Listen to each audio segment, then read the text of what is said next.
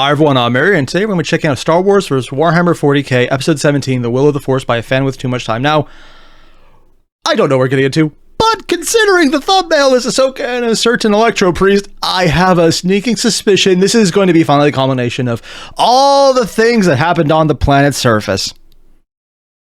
So help me if that joke turns out to be right, and I'm just going to be sitting here going, this is fine.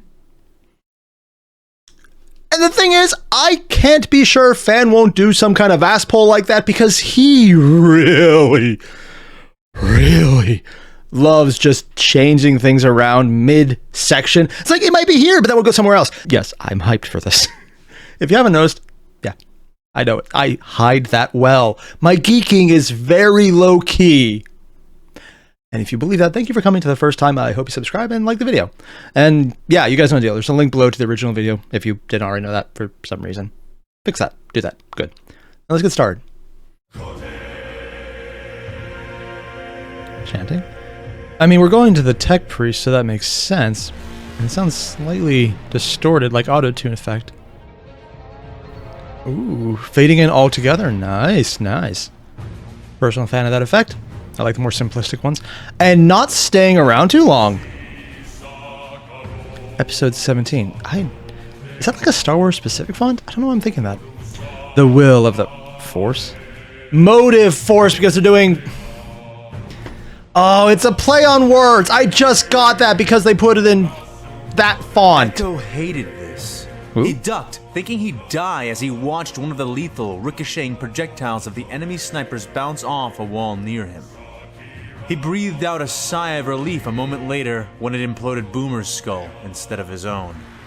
The sensation was followed by a wash of shame so intense he nearly stood and offered himself up to death. Damn. Instead, his self-loathing grew as he curled up tighter behind the Durasteel containers they had set out as cover. Are they successful things at were that? holding, Oh, he's alive. mostly, but one never knew when that would change. Worst of all, Echo felt utterly useless, like he was truly a cripple. The first thing he had done when the enemy attack had come was... I'm sorry, did he go into Gary's mod, get Tech Priest and Ahsoka just to set up this image? I'm assuming that's Gary's mod. For all I know, it could just be a generic rendering program. That said... I actually really like that he did this. Nice. Fall back to the last access point, Made running by as fast fellow as he could. Fan. He needed to get the Kubik. lights under control. Okay, Van, I gave you so much credit just a second ago for the fast fade-ins, and now you're just doing letter by letter to distract from what you're saying. Honestly, the fact that you're doing this is a problem. It's that it's distracting from what you're saying, but I'm trying to read it, and I was like, oh no, I just didn't listen to what you were saying because I was reading down here, and I can't split my attention. Assuming my attention can actually hold one thing, let alone zero, but we're going to pretend it does. So I got to re-listen to that. Running as fast as he could. He needed to get the lights under control. He needed to make sure they didn't shut down the elevator. Oh, he's hacking the ship as they go. Succeeded, nice. But now found but this is the so one from the back in the battle that yeah, his the Star Wars blast side pistol ship was that they're all hacking. but So it makes more sense. useless at his range.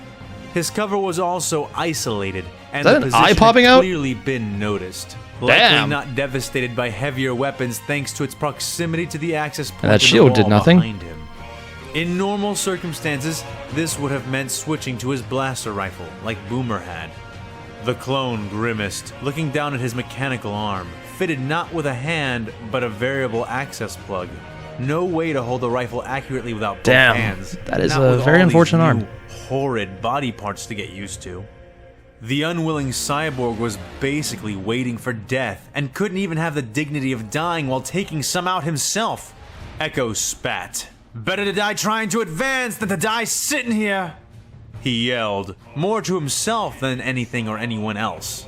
He slapped his own face with his good hand and slid his metal legs back underneath his body.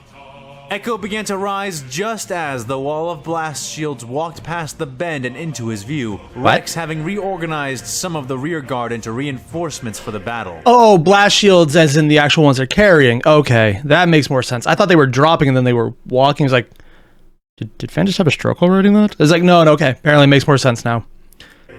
Echo quickly dropped back down, waiting until they reached his position and then falling in behind the second advancing rank. Smart move. He only made it a few steps, however, before he was yanked back out and behind the boxes by Captain Rex himself. Why? Seething fury flashed hot in Echo's chest. Because he's trying to unalive himself. Reflection in Rex's helmet. Rex, you can't stop me from fighting in this battle. Yes, he can. The clone cyborg said, shrugging his hand off. Rex did not relent, however. I need you for a different kind of fighting, Echo, said the captain. He doesn't want to do that fighting, felt though. Like he might burst, clenching his teeth as his eyes looked straight into his captain's visor. Listen here, Rex. I'm not a damn astromech droid. I'm a soldier. I was bred to fight, not to plug into sockets. Rex grabbed Echo by the front of his armor and shook him, pinning him briefly against the crates. You were bred to win battles, Echo. You going into this fight won't change much, but I don't know why, but the part about the astromech droid really sounds off to me. Not in an out of context way. Like in universe, what Fan's telling, that makes perfect sense. But when you really start to think about what's really unique here is that Fan has them acting in a very believable way that he doesn't like being compared to a robot. And he's fighting people who are very much okay with basically turning themselves into robots, but then pretending that, oh, I'm still a person. But that's also one of the entire things that's kind of a chaotic mix of what the fuckery that comes with 40K, and it's intentionally supposed to be kind of what the fuck inducing, so that makes perfect sense in the not making sense department. Here, though, talking about, I'm not an astromech droid, I don't just do this. We have seen a lot of astromech droids be absolute badasses. I'm looking at R2 mostly. And a few other ones that come out because, honestly, Disney keeps pumping them out because they sell. But more importantly, because they're really damn independent, really. So, even though what he's going for is, I don't just do what I'm told, I'm a soldier, I just do what I'm told, is the argument he's making, comparing himself to something that, admittedly, has a lot of free will and usually just tries to listen. Granted, R2 is probably a bad example to base all astromech droids on. Most of them probably do that. Except the ones that ever actually get screen time, who are honestly sassy little pieces of crap that you absolutely love. So, I like that he's making a point that on the outside is wrong, but on the inside makes sense because of I guess a cultural blindness would be the best way to put it. That's just fun that kind of situation comes up. And one of the reasons I'm pointing out is because having that is hard. Because it's one of those things Fan does pretty well, and I honestly geek out over every time I notice it. Separating outside knowledge from inside knowledge so that one person can see what's going on in character and make decisions that make sense in character.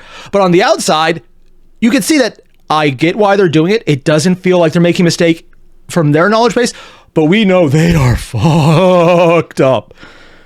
And I just like those little moments because it does show a lot of creative control with how you put things together. It's well done. This could change everything. Echo glared at his commander. What could? He yelled over the din of death all around them.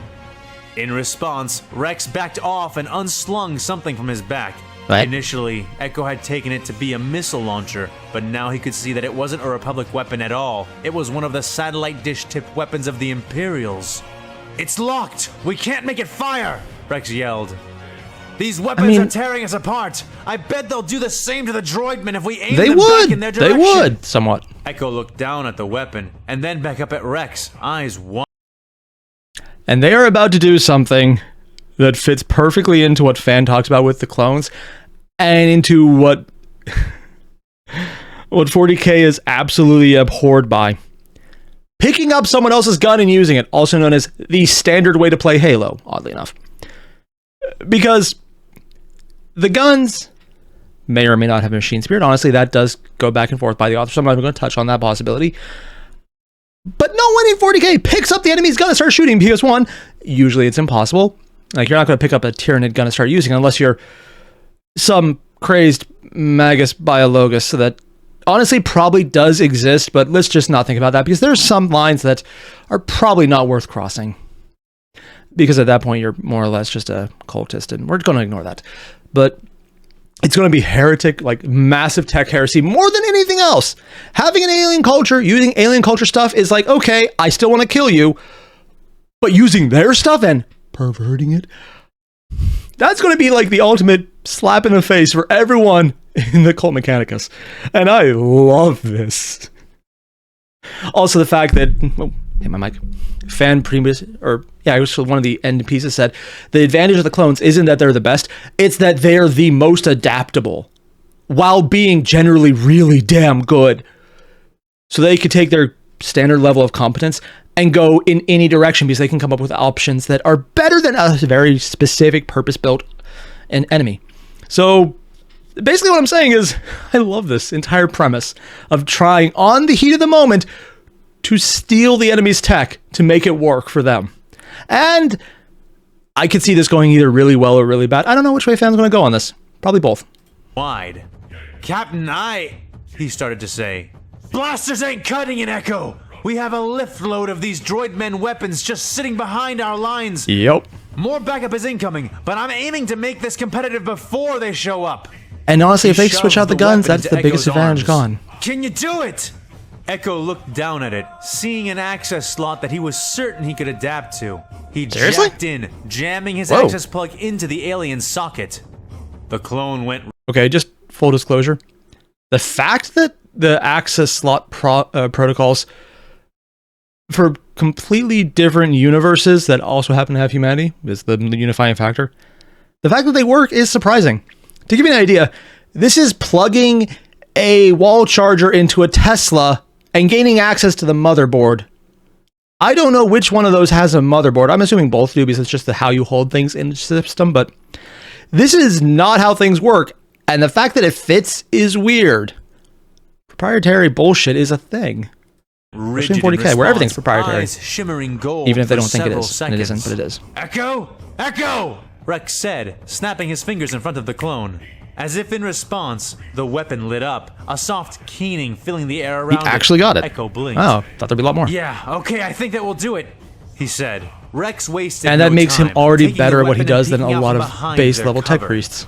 He squeezed the trigger. He understands. And was he's not blinded and sure shocked as that the that's large literally the Imperial defining gun factor as far as I'm poured out concerned. a beam of horrid light, silently roasting several Dude, he got some Imperials art on this before it veered specific. up and away until the clone released the trigger. Rex ducked, slamming his back next to Echo, panting hard. Damn good work, soldier, he said, slapping the cyborg's shoulder. Echo grinned in spite of himself, feeling an unexpected surge. He had not pulled the trigger, but had turned the weapon back against its masters. And you got an entire Maybe buttload to work through. Plug arm Or, wasn't I guess, so elevator bad load. after all. Now, Rex added, how many more times do you think you can do that? Hopefully a lot. And we're cutting to someone else. Ahsoka or someone else Ahsoka altogether? hated this. She leaned back, the tentacles of her Montrals sore and throbbing. Oh, they are as a tentacles? lance of etheric Oh. death burned the air near her head. But they're more like In flexible response, horns. she thrust her Like a hands nose. forward, pushing Cartilages. with all her might. The clinking, clanking ranks of the droid men rippled in reaction, but unlike the last time, the disruption only halted their advance for a handful of seconds and no more. Their feet gripped the floor panels, either magnetically or by the function of clamps, drills, and other devices. Probably In both. spite of that, she seized the moment, tossing out her longer lightsaber, defending herself with her Shoto saber while her mind guided the thrown weapon through the ranks this is probably of just the me enemy. not knowing what came The later cutting, in Star Wars. scything blade of her lightsaber went through half of their densely clustered lines like a honed edge through The other wheat. half, though? The other droidman, however, ducked down just beneath the cutting line of the weapon, honing in on its returning trajectory and opening fire. She felt ice drop into her veins for just a moment, dashing to the left as volleys of lethality which broke the ship around them chased after her. Ahsoka was not even truly fast enough to avoid them, her precognitive abilities combining with a clever application of telepathy in order to save her for the seconds Rex and his clones needed to recover and mount an effective counterstrike. Damn. Ahsoka's clothes were smoking by the end of it, and she could feel new burns and odd injuries forming around her. The Wait, so she took hits, but they were just burns and nothing debilitating? I'm going with Force's bullshit and just leaving it at that. results of glancing shots and direct Glancing, hits okay, she that had makes more softened sense. with the Force. She hated this. Ahsoka Tano, former Jedi of the Republic, felt a sensation channeling itself into her, sickening her like a bitter poison. Darkness? She knew this feeling all too well, and she hated it Anger? with every fiber of her being. It was not the sensation of personal combat, of her arms and legs burning, her skin alight with the heat of her superior movements as the Force flared in her, pushed her every living cell to its limit, and... Wait.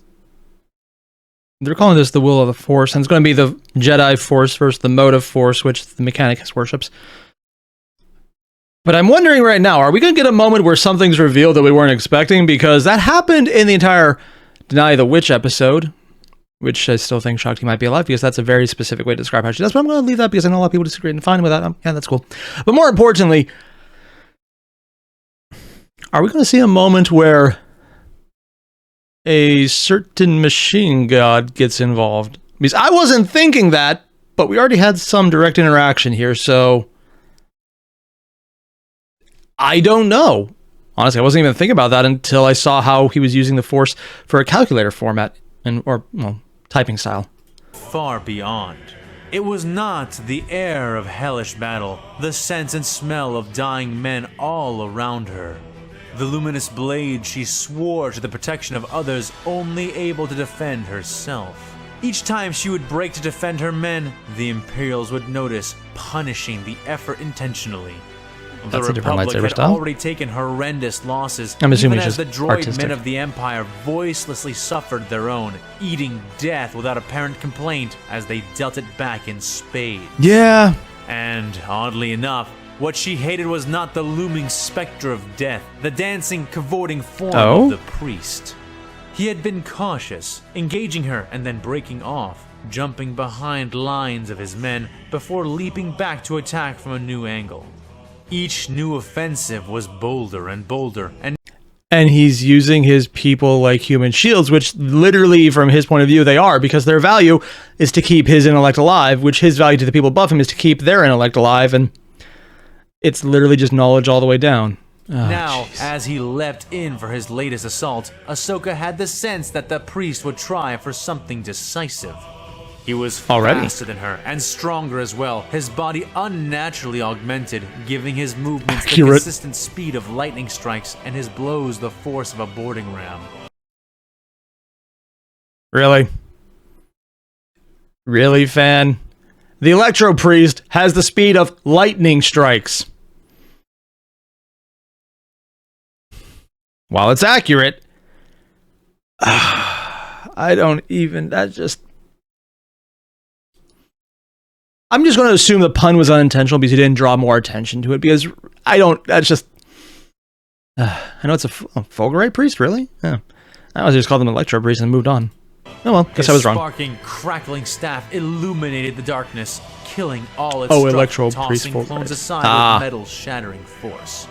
Just one well-placed strike would be all it would take to end her, and Ahsoka knew it well. Yet she kept pace, dodging, evading, her precognition keeping her one step ahead, while her temporary touches of telepathy gave her the edge she needed to attack back. This was her true power, how the Jedi could defeat stronger opponents, both in the time of the Sith and in the present now. Dude. The Force was not her tool, it was her ally, and to it, barriers of mind, body, and time were illusions and nothing more. By that grace, she did not fear for her life as she spun in the air like a top, the priest imitating her in the opposite direction, both exchanging a dozen sparking blows over the course of less than a second. They landed, Ahsoka poised, crouching, Shoto held offensively, offhand open as her wayward saber suddenly returned to her. The priest stood opposite her, standing on one foot, stave out before him. He smiled, exulting in the struggle, and she could not help but martial arts back, didn't know her they did body that. pulsing with the beat of battle. No, what she hated about all this was not the fight, not even the reality that only one could walk away from this exchange, if either of them did at all. The bitter taste stung her again. The sense that this was orchestrated, that she was, even now, playing into something larger and unseen. You get that feeling now. I mean, yes, it is completely orchestrated, but I don't think she realizes that that is accurate, but probably not as she watches. Fan, this is one of those moments where it's like, I get what you're going for, and I agree, and it makes sense, but outside context knowledge of, yeah, Palpatine's basically puppeting them, and yeah, you feel like you're being orchestrated because it's literally that. I don't think Palpatine's doing a good job at it right now because he wasn't able to plan for this. If he had, he would have used a lot more ships to destroy a lot more things. And not the innocent transport. It would have been the one with the actual enemies in it. Granted, he had no way to know that, and he's an idiot himself, in the more traditional sense of the word, as in self-defeating. I stand by that too. So, yeah, wow, irony just slapped you in the face on that one. Unseen by her, and by the man before her. She had felt it so many times during the Clone Wars, and now she felt it more strongly than ever. And the irony, of course, in case I didn't get that across, was that this is probably one of the least plotted out sections so far. Because Palpatine didn't want any of this. He just wanted a quick, decisive win against possible competitors for his title of Emperor. Because, ooh, there's great darkness. I must stuff out anyone who can get in my way. And now it's, oh shit, they're actually in my way. Yeah. Also, I like that he included, yeah, she felt this before. It's like, yes, she was right. Shit be fucked up. Why? Because these people, these invaders, were not invading. At least, that was not their mindset. They're annihilating. Their thoughts, saw horrors flashing and all. At first, hours ago, she had been shocked into near trauma by the things she had begun to see clutched tightly around the mental holds of these men. Amputations without anesthetics, radiation poisoning treated but not cured, causing deaths that lasted decades. And honestly, if they could find how to treat radiation poisoning with a cure, they'd probably be all over that just because it makes it easier. Yeah, especially if it's done by a human that they find through. If an alien gave it to them, they would probably mostly destroy it, and then the one radical is like, oh, hey, check it out. I'm definitely not named Call here and not a program that he just kind of embedded somewhere so he could always be everywhere, because that's the kind of bullshit his story is actually written with. You know, I was going to make a joke halfway through, then I realized, no, that's actually something that would probably come up eventually, that, yeah, everything's Call all the time, everywhere, because the author needed it to be. I don't think fan would do that. I think the people actually getting paid would. And by paid, I mean by Games Workshop, because that seems to be how Call's written. Which is weird, because they had so much there, and then they kind of just backed away from that story. And mismanagement. But more importantly,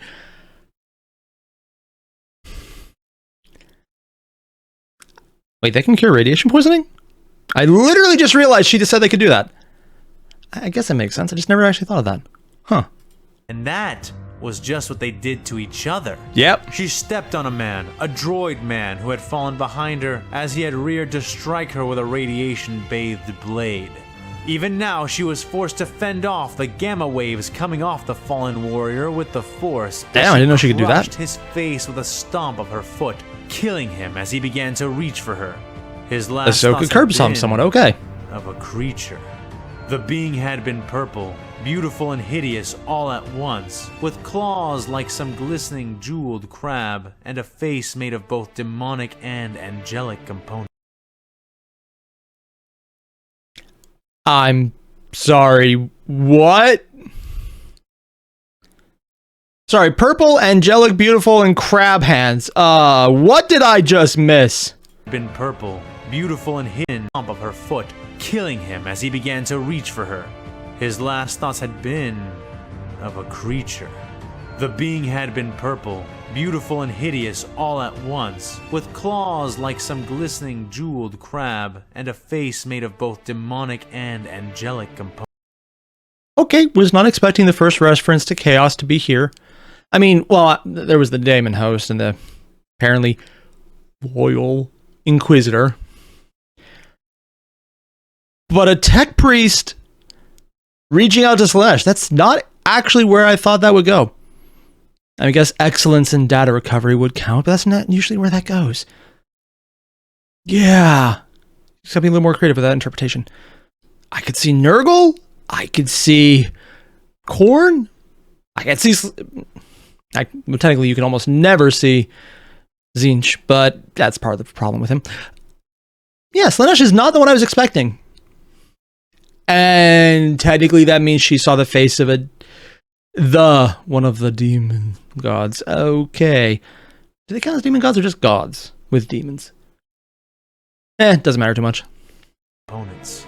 She had reached out to the dying Imperial from his past, the last words of the horrid thing as it burnt on his blade, now cruelly mocking him in his final seconds. I'll get you yet! It had shrieked. I'll have you! It had a demon blade? And he had believed it. He had mistaken Ahsoka for that thing. To him, there was no difference between the demon in his memory and the warrior who dealt the killing blow. Oh, he saw demons before. Okay, that's his memory, not an actual thought process. Prove them wrong, Ahsoka could give them no mercy because they accepted none and they offered less. Her Shoto's blue blade flickered disturbingly, Ahsoka's eyes darting to it as she brought her main hand saber into the fore of her stance. The priest noticed and charged with a speed that blurred his form, the swing of his staff like the arc of a fan's blade. She kicked back and rolled, feeling the tendrils of icy cold reach out from the impact of the staff on the floor. Lights flickered again and went out, though no one was relying on plain sight at this point. Ahsoka hopped up, feeling a static rush as she evaded the sweeping kick that the priest had rolled into. Acting without hesitation, the Jedi began countering the attack by trying to plant her own booted foot right into the priest's blind face. But more and more, she was learning that the bloody bandages covering his eyes were more of an aesthetic than any sign of actual impairment. I mean,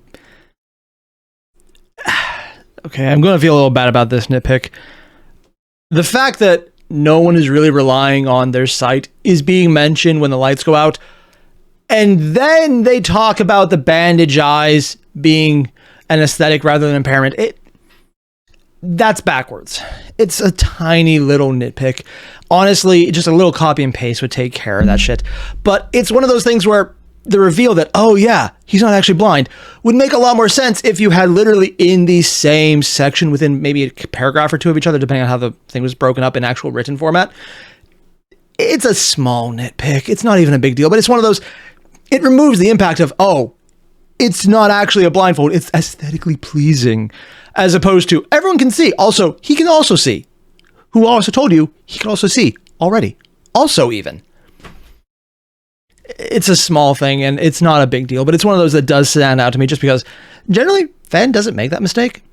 Yeah, just one of those things that he kind of throws in there every now and again. It's not worth mentioning for anyone who wouldn't be at this level of competence. It's like catching something Stephen King wrote and then thinking, that's probably not a good example because I absolutely cannot stand his writing style. And by that, I mean Stephen King's. Can't do it. I just can't. I respect the worlds he builds. I cannot stand his writing style. Also, I'm a coward, so when he writes horror, apparently he's better. But when he doesn't write horror...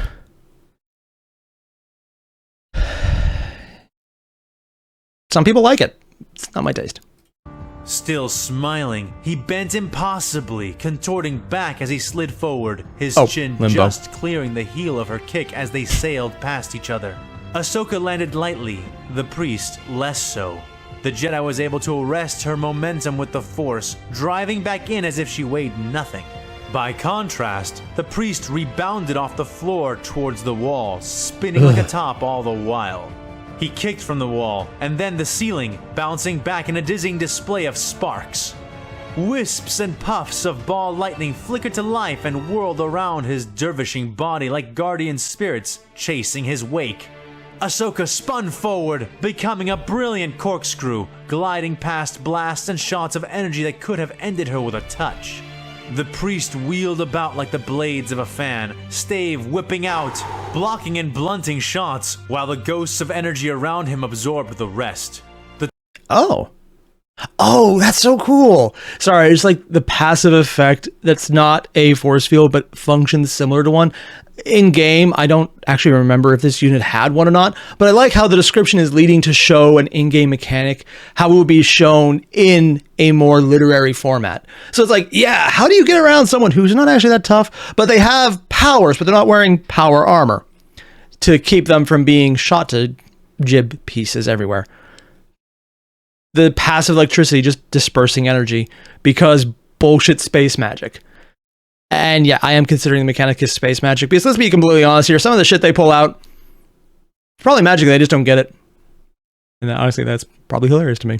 The two warriors Tech met magic, again even. at the center of the hallway, a blue lance of light soaring into a spinning blade of energy. Their weapons rebuffed each other in a rain of sparks and luminescence. And Ahsoka once more noticed her sabers, both of them now, flickering and fading from contact with the priest's weapon. Because it's His overloading own the actual stave was system of the also lightsaber. smoking from the contact, but already the Jedi could see that her opponent was successfully draining her weapons of their power. He apparently knew this as well and pressed the attack, waving his stave wildly. Every swing leading into the next, his dance of death becoming a truly impressive model of efficiency. At some point, you have to attack and the weapon momentum. itself. She would have admired it had she not been busy surviving it, which was no lean feat. Ahsoka was forced to dodge him more often than not to preserve her lightsabers, and openings appeared only rarely in the cartwheeling form of the priest. She found herself kicking as often as striking with her blue blades, swiftly discovering that going on the offensive was even more dangerous than warding off his attacks. Yeah. However, Ahsoka was But a he master wins duelist in a way that even the Jedi if she goes on Masters of defensive. the Order could never quite capture. Her own master had been Anakin Skywalker, and she had been to the realms of Mortis and beyond. Her It's at that experience point. was wide, her wisdom born of failure that the Jedi avoided as opposed to conquered. This cavorting blue man was but another novel obstacle in her long road. Bit by bit, she began to fall back into an evasive strategy, slowly starting to form a better plan in her mind. As much as it seemed that they were the only two on the battlefield, that was simply not the case, and Ahsoka was not suffering tunnel vision. See, now that is two very interesting descriptions of Ahsoka that are very different from the previous Jedi Masters that were shown to us. Especially the previous... Actually, never mind. I was going to say previous. No, I mean all of them. Every Jedi Master we have talked to so far had massive tunnel vision. All of them. And I'm including Anakin in that one, even though he wasn't a Master, but details. All of them very much got into the, okay, we're going to do this, and oh shit, something happened. And so the fact that he's saying, I'm not getting into tunnel vision in Ahsoka's presence, and also experience more failure, which the Jedi usually avoid because, this will go wrong. Let's not do that. Followed by her doing, hey, let's see what happens. Oh, shit. It's actually working out for her. I like that this is something that Fan is pointing out because it really does show, honestly, that Ahsoka has a lot of plot armor in the actual canon, but more importantly, that it's a very big way to describe her differently than every other Jedi, in the sense that she's trying to keep a lot more going in her head about what's going on, rather than just hyper-focusing, which honestly the Force does, because usually they're hyper-focusing on the Force to be one with and do all of that. And they're doing that with the telekinesis and a lot of the Foresight here. But for Shakti, it was very much the fight, and as soon as other things came out, that's how that ended. Also how she was kept at bay, because things she wasn't expecting included shooting at the feet, which is how she wasn't immediately victorious. And this is how to put it? This is probably the biggest way to separate everything happening right now from every other Jedi so far. It's just this, that she's paying more attention and she's more aware that she's not perfect, that she's not just going through the motions of what the Force says. She's way more in the moment, even though she's using a lot of Force powers to supplement that. And these descriptions right here are a really good way to show that. Maybe not in the best ways possible, because a lot of descriptions are different, but they're more emotive. They're less disconnected than some of the others. And this is honestly really making her point of view much more fascinating. For minutes more, she dragged the Imperial about, defending and striking, but never dedicating to a true offensive. The tactic began to gradually tire her, and the priest could see that as well. His energy seemed endless, and when Ahsoka faltered, stumbling a step, he pressed, exploding forth with a burst of speed he had been saving for a surprise. Launching himself into the air in a head-over-heels spin, stave out and leading, he sang the litanies of silence in loud fervor as the blow came down. The Jedi managed to leap back and away, the priest's weapon slamming into and denting the metal floor plates with a resounding clang.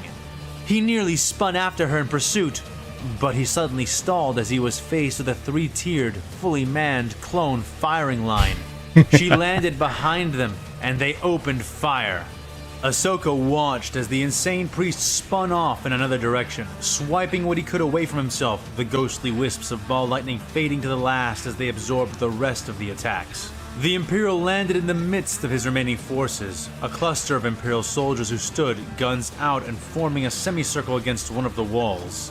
The clones were raining death onto them, and the droid men clustered together, using their bodies to shield the priest. The Jedi was only mildly shocked to see Rex and the others hefting and using the Imperial's own weapons. The 501st... And that actually establishes something that I wasn't entirely sure would happen. We're getting time passing. Specifically, we see that this fight lasted long enough for Delta to get... Sorry, Echo. Was it Delta or Echo? I have a terrible memory. For him to get through so much of the weapons that they actually have multiple already in. Granted, he got through them pretty fast, but the fact that he would have to go, get more at the elevator, come back, bring them out, or people are just bringing them to him, I don't know. But either way, it's been going on long enough for there to be an actual stockpile in use now. And that actually shows a nice progression of time that wasn't actually commented on, other than the fact that they have them is demonstrating that entire progression. Well done. Were no strangers to that tactic, especially those who fought on Umbara and other extremely alien battlefields. In the end, weapons were weapons, as long as you could fire them. And that right there is what I already talked about, the highlighted difference between the clones and everyone 40k who's not radical and kind of insane. Weapons aren't just weapons in 40k. And granted, with demon weapons being a thing, that is actually kind of a good idea to follow. Because you don't get fulgrimed and literally possessed by your weapon because you touched the wrong one. Yeah.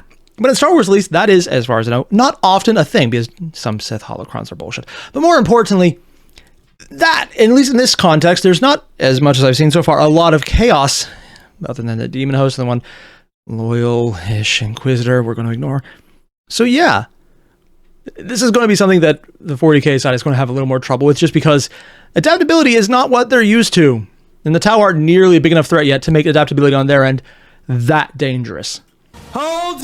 She ordered loudly, and the clones did so, closing in around the surviving Imperials, offering no escape. What? Ahsoka looked around. Mounds of the dead lay all about them, and it was clear to her that, despite having had the numbers advantage in the fight, it would not have been enough to carry the day on its own.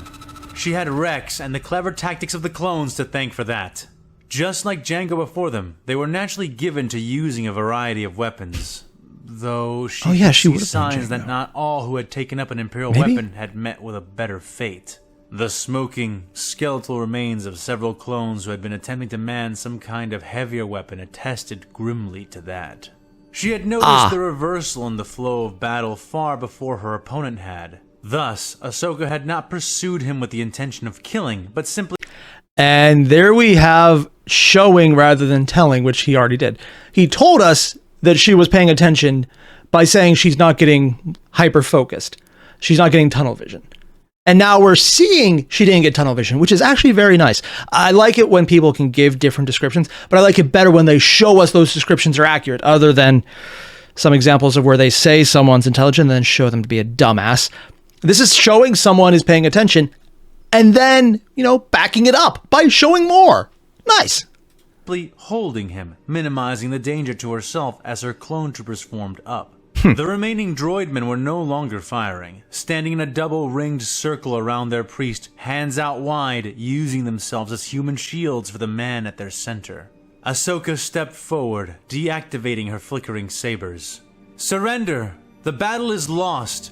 You will be treated fairly as prisoners of war, but you must surrender," she said to them. Won't happen. The droidmen did not flinch, falter, or show any outward signs of fear. She could feel it. They were ready to die. Yeah. The priest, however, scowled, his face a mask of self-loathing.